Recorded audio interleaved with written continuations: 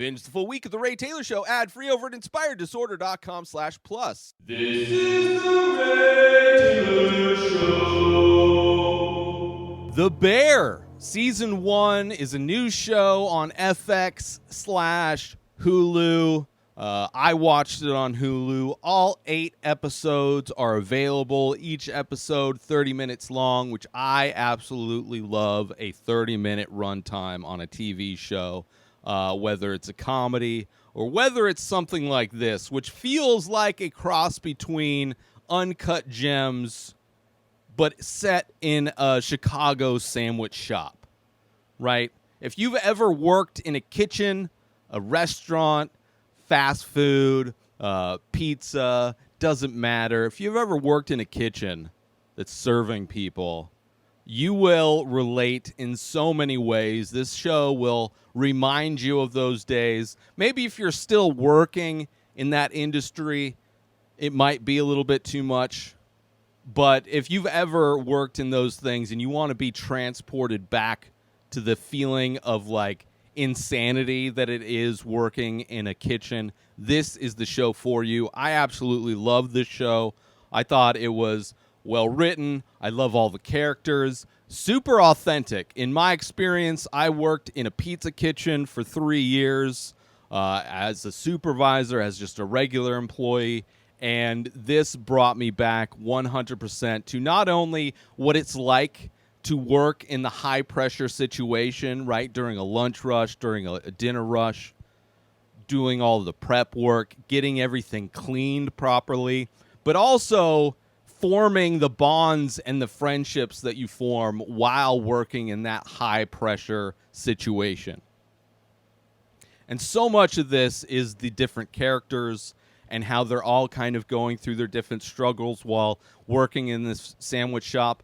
But mainly, it is about the main character, Carmy, who is a master chef, had worked at the best restaurant in the world, the top of his game, the Michael Jordan of food making, right? Has a brother who dies. Michael Berzado passes away, commits suicide, and Carmy inherits this sandwich shop called The Beef. It's a well-known sandwich shop in Chicago, at least in the universe of this movie. You know, an old-school sandwich shop that's going through. It's also showing the existence of running a business like that in a time where there's a lot of gentrification going on. I could say words as slow as I want. Don't worry about it. A lot of gentrification going on, a lot of changes going on in a lot of different parts of a lot of different cities. So on the outside of all the drama that's going on, you have that. You have the changing of the neighborhood.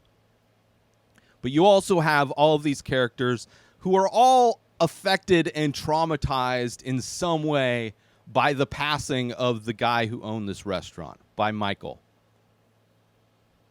The name of the show, The Bear, not until the final episode does it really solidify as making sense.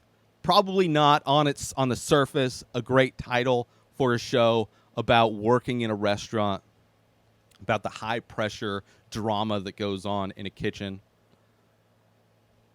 But I think the name Bear, the metaphor for a bear, I mean, the show starts off with Carmy having a dream where he's on a bridge letting a bear out of a cage, right? Which is letting the bear out of the cage. Very dangerous situation. They're very unwieldy, very unpredictable, hard to control, impossible to control in some situations. Dangerous. They can cause a lot of damage if they do get out of control. Very protective of their family, right? So metaphorically, in a lot of ways, this movie is that feeling. That restaurant is that bear out of a cage. Carmy coming from the pinnacle of chefdom, working at the elite of the elite level, coming to this like hole in the wall sandwich shop to try and make it profitable, to try and make it successful, despite the fact that not only is everybody working at this sandwich shop dealing with the trauma of Michael killing himself, but also dealing with the fact that this shop is in massive amounts of debt. It's falling apart. It's in tons of debt. It is, in many ways, an unwieldy bear. Right? It's very hard to control the direction in which this restaurant is going in. And this guy is trying to figure out, trying to make that work, while also learning how to make that work. Because you see little glimpses of what life was like when he was working at this other restaurant, which in a lot of ways seems like absolute hell, right? Just like the precision involved in high-end cuisine versus the chaos that exists in a hole-in-the-wall sandwich shop is so different. There's so much different. I mean, it is in many ways the difference between having a bear in a cage where all that rage is contained and then letting that out. So in a lot of ways, his character is learning how to be a leader, how to kind of lift everything up. He's got so many things on his shoulders while also trying to cope with and deal with the loss of his brother, who they had a contentious relationship, right? His brother never let him work at the sandwich shop, and that's what set Carmy off on his path to becoming the best of the best, as a kind of proving his brother wrong, showing his brother that he made the wrong decisions, not letting him in, putting himself through hell in order to make this point to his brother. And in the end, no letter, no note, just hey, here's this restaurant that's in massive debt and failing. And now a quick word from our sponsor. Now you can wear The Many Faces, original art by Ray Taylor. Select pieces from the ongoing series of abstract ink paintings. All products made with high-quality materials, made right here in the USA. Go to inspireddisorder.com/TMF merch to browse the entire collection and save yourself an extra 10% when you check out by using coupon code RTSTMF. So once again, go to inspireddisorder.com/TMF merch and save 10% when you use coupon code RTSTMF. And now, back to our show. Great show. So much of this show, not only just adjusting to change, because when Carmy comes into this restaurant, he's trying to implement all of the things that he's learned through his experience of becoming the elite of the elite, trying to provide structure to everything, trying to hold everybody in that place to a higher standard, calling everybody chef, like really trying to make this hole-in-the-wall place function as if it's a high-end establishment.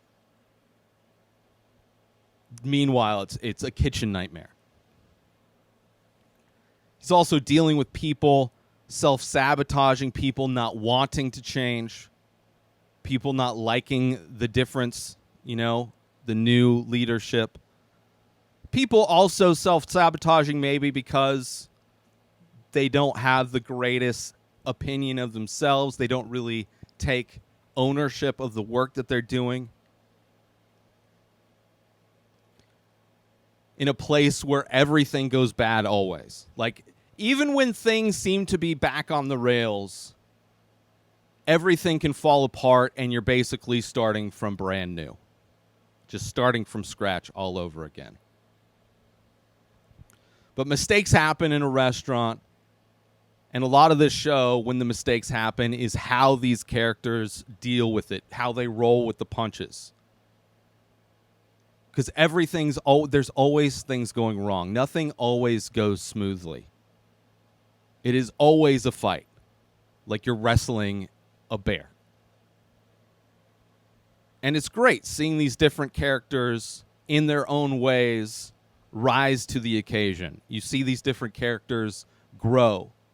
You see these different characters get inspired and get motivated, which touches my soul to see what it's like to see other people find inspiration, to see other people find a path and like find joy in the work they do, find pride in the work they do, touches me, especially told through a story that I can relate to, that I've experienced in my own life working in a kitchen.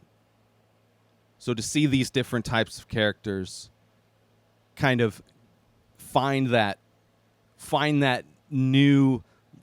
like something worthwhile in like a mess, just like complete hell in a lot of ways.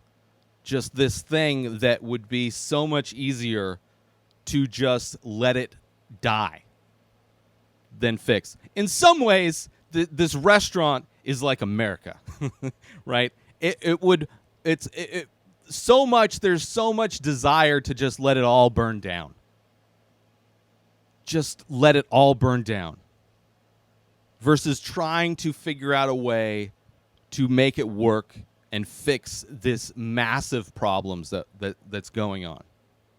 It's like these unsurmountable tasks.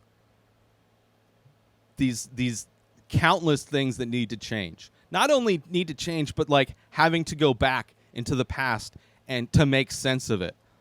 Like there's one of the storylines is Carmy trying to figure out the books of this restaurant, trying to figure out the chaos that was Michael's bookkeeping, trying to find out what this KBL thing is that all of this money was going to.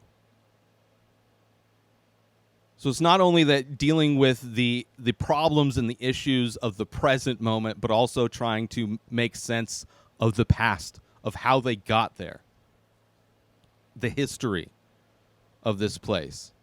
Which you get to see the history of this family.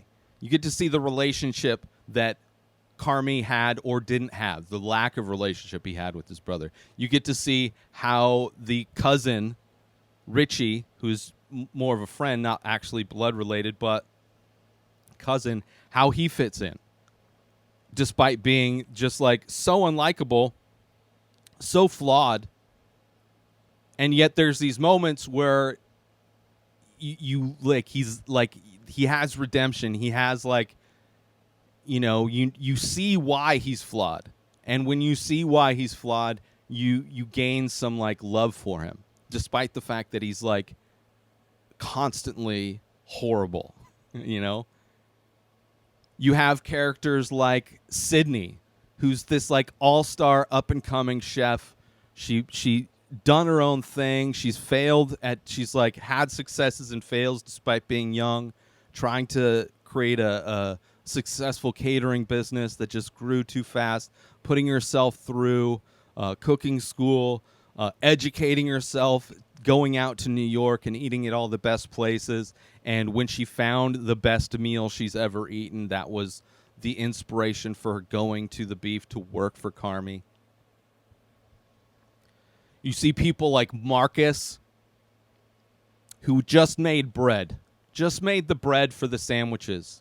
But you see this guy get super inspired by not only Carmy coming in and starting to change things, just showing him little things to improve the work that he's doing, but also finding inspiration in just baking itself and how deep that like knowledge base can go and the complexity of what can be done.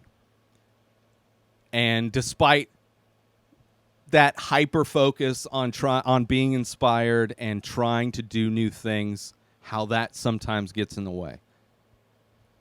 You see characters like Tina, who doesn't care. She's like, let it all burn. She's self-sabotaging. She just like, you see her find inspiration, find her purpose. She finally sees that her skills are getting better and that it's like she sees the change. And that gives her purpose, that gives her inspiration. There's even a character, I think he's the only actual chef that is part of the cast, Neil, played by Matty Matheson. Don't know much about him as a chef. I've seen him on some podcasts, so that's how I know he's a chef. He kind of looks like a chef if you are familiar with all the punk rock chefs that are out there, the celebrity chefs. Like, he looks like a punk rock homeless guy, tattoos all over him. But super amazing. Like, he's so lovable. He plays like the handyman. He's always fixing these arcade games that they have in the dining area, fixing the soda machines, fixing the bread makers. He's like constantly there because everything's constantly falling apart. He's like part of the family, but not part of the family, right? Because he's not hired there. He wants to be hired there, but he's not. But he's so much like he is like the center of like just positivity and love. I love that character. You even have like the extended family that's not working at the restaurant. You have the sister of Carmy, Sugar, and her husband, who the husband is like the super fan of Carmy, like knows all of the things, talks him up to everybody, but deep down just wants to be part of the family too, wants to be included in the family. So much heart in that character. I love the show, man. Like, from the themes of what it's like to work in a place where even when everything is on point, things can go wrong.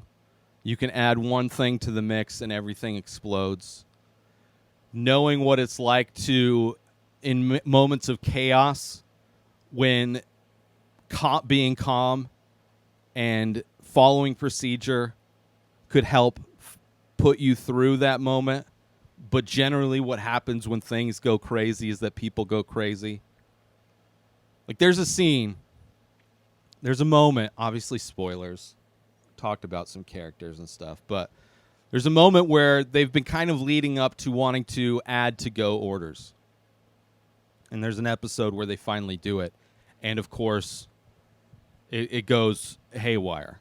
They get billions of orders they're not prepared for. And I worked at a pizza kitchen at Costco. And once a year, I think maybe twice a year now, they put out coupons for the pizzas. Generally cheap pizzas anyway, but it's a coupon for like $2 off. So it's insanely busy. Like, it is the one day, or I think 1 week, where it is slammed. Like, it is the 1 week where we get people from all the other departments in the warehouse to try and help out. And it's just absolutely insane, especially like on the weekends. And there was one year I was working this pizza week on a weekend, and the manager we had at the time couldn't handle the pressure. Right? We're getting phone calls. The patio is just full of people. Huge ass line. We got tickets everywhere you can put tickets. Insanity. Right? It's a situation where the people making the pizza, the person cutting the pizza, and then the people taking orders all need to be on the same page. And it's so easy for that system to break down. It's so easy for confusion because you're not only making pizzas for to-go orders, but you're also making pizzas that are sold by the slice to people. And it got crazy. And the manager we had couldn't handle it. And her decision in that moment was to take the stack of receipts of orders that we needed to process, and she threw them away.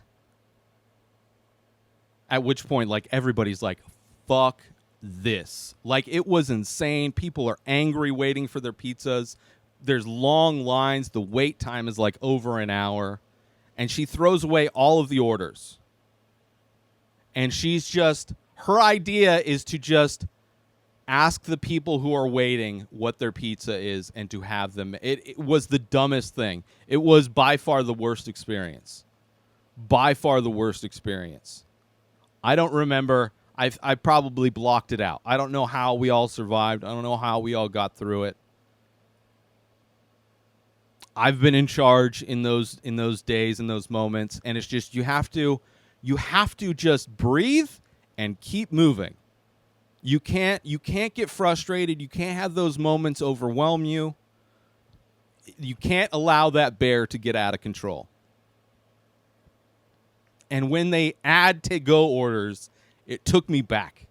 Because Carmi could not handle it. A lot of yelling in this show. A lot of yelling. Usually it's yelling from Ricky.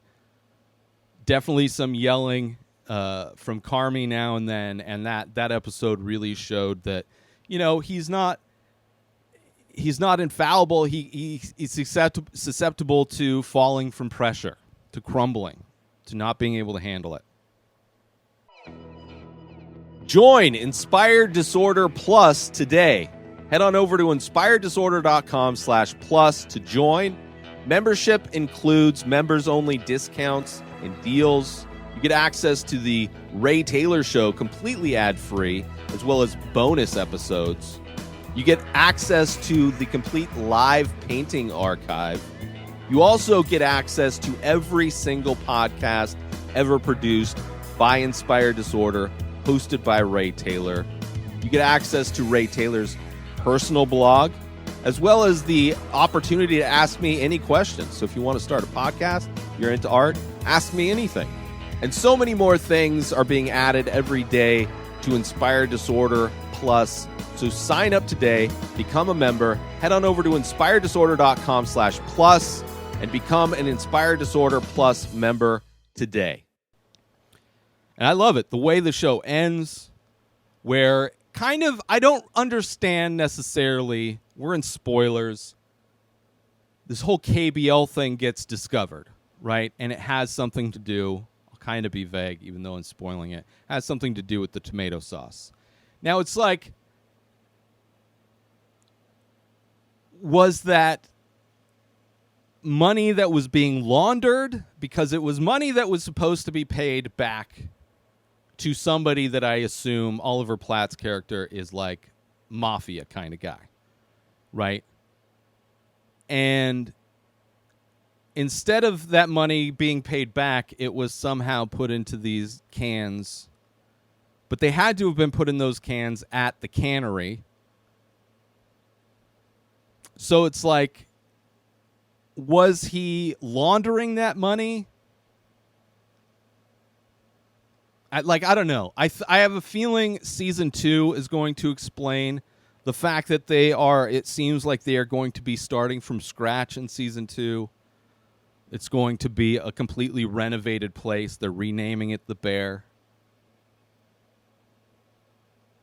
Just how that money got in there, I don't understand the logistics of that. I don't understand. It was like, okay, well, they have the money, so now they're out of debt from that guy.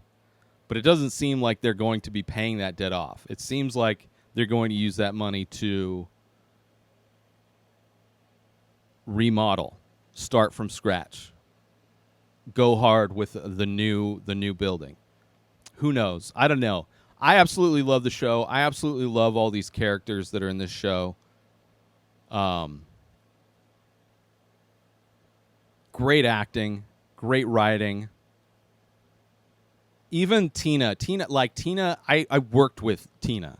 I've worked with many Tinas that want to self-sabotage, that have been stuck in the rut and are finally see when they get some inspiration, when they get some some purpose in the work that they do, and they take ownership of it. I like that. The arc of Tina, I absolutely love. Marcus, trying to make the perfect donut, absolutely love that. The just amount of inspiration from a guy who came from fast food to now creating his own recipes for desserts, absolutely amazing. I love Sydney's arc as somebody who was inspired by Carmi, and then it's never meet your heroes. Seeing how maybe it was a bad idea to work for him, how horrible it is. Which, working in a kitchen is it's always going to be like this. You can't. There's never a coast. You're never. There's days when it's slow, you're coasting, everything's running. But there's always going to be moments, there's always going to be days where absolute chaos breaks out. Where it's like, it feels like a never-ending assault on your existence. And it's just about surviving it. And it's destructive. But in that war, in that battle, you form alliances with the people that are on the line with you.